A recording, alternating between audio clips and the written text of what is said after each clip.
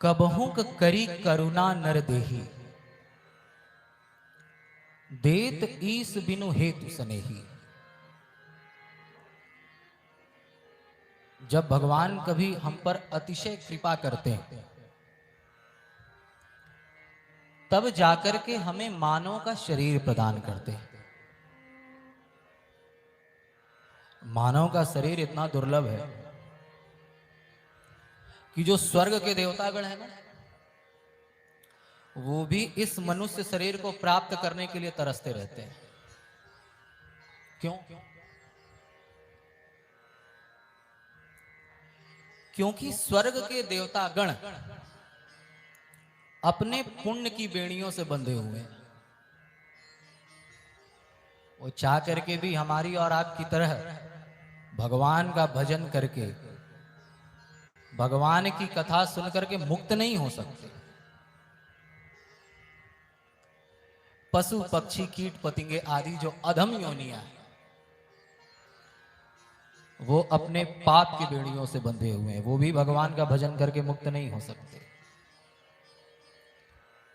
जैसे किसी को सोने की जंजीर में बांध दिया जाए अथवा लोहे की जंजीर में बांधा जाए, बंधन तो बंधन। ऐसे ही जो स्वर्ग के देवतागण हैं, वो अपने पुण्य की बेड़ियों से बंधे हुए हैं। और जो पशु पक्षी कीट पतंगे आदि अधम योनियां हैं, वो अपने पाप की बेड़ियों से बंधे हुए हैं। वो भी भगवान का भजन करके मुक्त नहीं हो सकते। देवताओं के पास जब तक उनके पुण्य की पूंजी रहती, तब तक तो स्वर्ग में खूब आनंद लेते हैं। लेकिन जैसे ही पुण्य समाप्त हुआ कि क्षिणे पुण्य मर्त्य लोकम विशंति, उन्हें पुनः इस मृत्यु लोक में आना पड़ता है।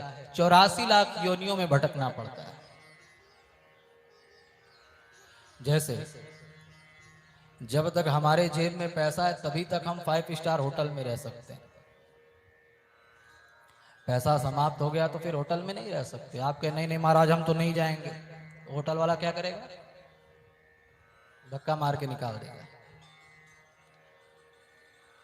ऐसे ही जब तक देवताओं के पास उनके पुण्य की पूंजी रहती है, तब तक तो स्वर्ग में खूब आनंद लेते हैं। लेकिन जैसे ही पुण्य समाप्त हुआ, उन्हें पुनः मृत्यु लोक पर आना पड़ता है। एक बार माता रुक्मिणी भगवान कृष्ण को भोजन करा रही थी। भोजन करते करते करते करते अचानक भगवान कृष्ण हंसने लगे। माता रुक्मिणी ने कहा, प्रभु आप ऐसे अचानक हंसे क्यों? भगवान ने कहा, नहीं नहीं देवी, कोई बात नहीं, बस ऐसे ही अनायास हंसी आ गई। माता रुक्मिणी ने कहा, नहीं नहीं प्रभु, मैं जानती हूं आप बड़े लीलाधारी हैं। आप और बिना किसी कारण के हंसे, ऐसा तो हो ही नहीं सकता। बताएं आपकी हंसी का कारण क्या है? भगवान कृष्ण ने मुस्कुरा करके कहा, देवी देखो, वो जो चीटा है ना, कैसे गुड़ की भेली के पीछे पीछे पीछे पीछे भाग रहा है, बस उसी को देख करके मुझे हंसी आ गई। माता रुक्मिणी ने कहा, प्रभु इसमें हंसने वाली कौन सी बात है? अरे चीटा है, चीटी है तो मीठे के पीछे ही भागेंगे। आप निश्चित ही मुझसे अभी भी कुछ छिपा रहे हैं।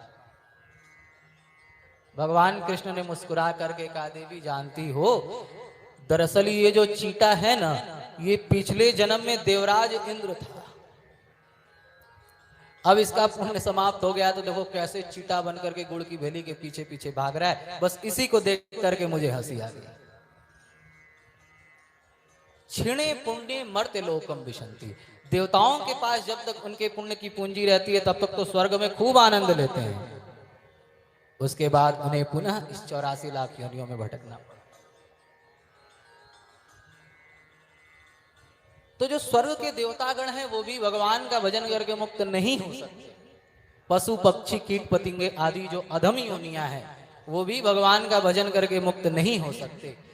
एकमात्र मनुष्य योनि ही ऐसी है जिसमें हम सभी भगवान का भजन करके, भगवान की कथा सुन करके, हम सभी इस 84 लाख योनियों के बंधन से छुटकारा प्राप्त कर सकते हैं। कबहू का